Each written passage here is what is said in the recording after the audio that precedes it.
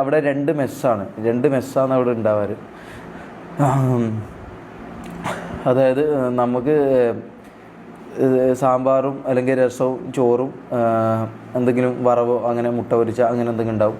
അവൻ്റെ എന്ന് പറഞ്ഞു കഴിഞ്ഞാൽ അവന് ചിക്കൻ ഫ്രൈ, പിന്നെ അവൻ്റേതായ ഒരു ഫുഡുകളുണ്ട്, ചിക്കൻ ഫ്രൈ അത് ഇതെന്നൊക്കെ പറഞ്ഞിട്ട് അവന് വേറെ തന്നെ ഒരു ഫുഡ്. അങ്ങനെ രണ്ട് മെസ്സാണ് അവിടെ നടക്കുന്നത്.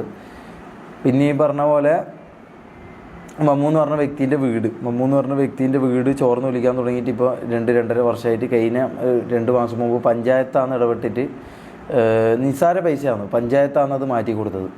അതുപോലും അവൻ ചെയ്തിട്ടില്ലായിരുന്നു.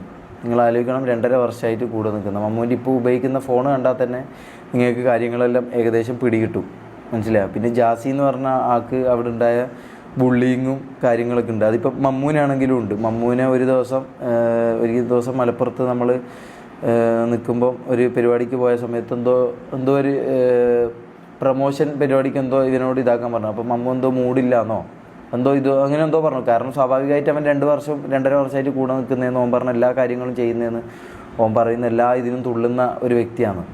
പക്ഷെ എന്നിട്ടും ഓന് എന്താ പറയുക, ഒരു 2 രൂപ ഓൻ്റെ കൈ കിട്ടാത്തതുകൊണ്ടുള്ള ഇതുകൊണ്ടായിരിക്കാം മോട്ടിവേഷൻ. ആരും അങ്ങനെ എന്താ പറയുക, 2-2.5 വർഷവും ഒരിക്കലും ഒരു കമ്പനിയിൽ ഇപ്പോൾ ശമ്പളം കിട്ടാതെ ആരും പണിയെടുക്കില്ല.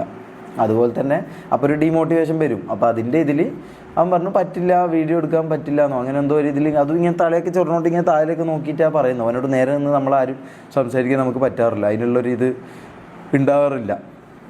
എനിക്ക് പിന്നെയും ഉണ്ടാവാറുണ്ട്, ബാക്കിയുള്ളവർക്ക് അത്രയും ഇത് ഉണ്ടാവാറില്ല.